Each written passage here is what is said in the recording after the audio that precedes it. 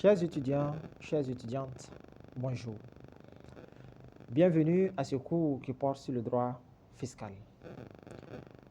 La matière fiscale est enseignée généralement dans les facultés de droit pour permettre aux étudiants de comprendre le mécanisme par lequel l'impôt est mobilisé.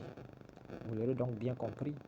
Le but de ce cours qui porte sur le droit fiscal est essentiellement de vous dire ce que signifie donc l'impôt. Dans le cadre de ce cours, nous allons étudier essentiellement 4 éléments pour l'impôt, par rapport à l'impôt, puisqu'il s'agit donc d'une introduction. Nous ne pourrons pas voir dans tous les détails tous les éléments relatifs notamment au droit fiscal. 4 éléments donc m'ont paru nécessaires et essentiels pour vous permettre de comprendre le droit fiscal. Nous allons d'abord revenir sur la définition du droit fiscal, à la fois la définition classique, mais aussi la définition contemporaine du droit fiscal.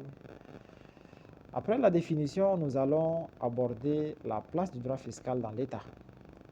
Vous savez bien que l'impôt est considéré comme étant l'un des éléments de mobilisation des ressources au sein de l'État. Ce n'est pas le seul élément de mobilisation des ressources, puisque étant dans la faculté d'économie, vous savez bien qu'il y a les emprunts, il y a le fonds de concours, etc. L'impôt donc constitue l'un des éléments qui peuvent permettre à l'État de mobiliser donc des ressources pour son développement. Nous allons donc expliquer la place donc de ce droit fiscal, notamment de l'impôt dans l'État. Nous allons aussi définir et comprendre notamment le caractère économique de l'impôt, puisque généralement lorsque la matière est enseignée dans les facultés de droit, on se contente seulement d'expliquer aux étudiants le caractère juridique de l'impôt. Vous êtes des étudiants donc à la fac d'économie. Il est primordial que l'on puisse faire le pont pour vous permettre donc de comprendre quels sont les liens qui peuvent exister entre l'impôt et l'économie. Et nous allons terminer par un dernier axe qui va porter essentiellement sur un impôt qu'on a intitulé donc l'impôt sur les sociétés. L'impôt sur les sociétés est un élément parmi tant d'autres, puisque c'est un impôt sur le bénéfice qui a une régulation aussi bien au plan interne qu'au plan communautaire. Notamment, il existe des standards de l'UEMOA sur notamment l'impôt sur les bénéfices. Nous allons donc étudier cet impôt parce qu'il est considéré plus ou moins comme étant le premier impôt qui permet à l'État d'avoir des ressources. L'impôt sur les sociétés aujourd'hui a une place de choix depuis son adoption donc dans la législation fiscale burkinabé en 2010. Donc, ce sont là quelques objectifs spécifiques de l'enseignement du cours de droit fiscal dans une fac d'économie.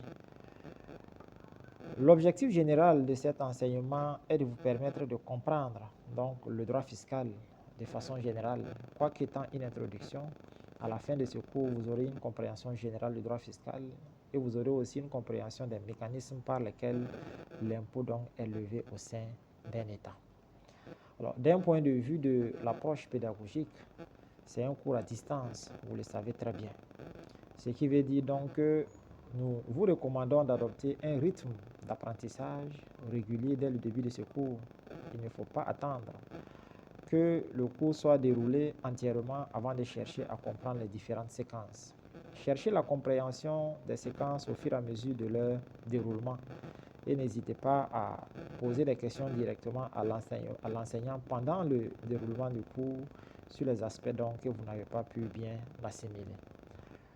Vous aurez aussi des évaluations sous forme notamment formative. Ce sont des exercices d'entraînement que j'ai mis sous chaque séquence. Vous pouvez vous exercer à travers ces exercices, mais vous aurez aussi une évaluation donc à la fin des séquences et l'évaluation va porter sur l'ensemble des séquences donc de ce cours. En attendant donc que l'on puisse se voir à distance pour discuter de façon plus approfondie sur les différentes séquences de ce cours, je vous souhaite donc de passer de très belles rentrées académiques 2025-2026. À très bientôt.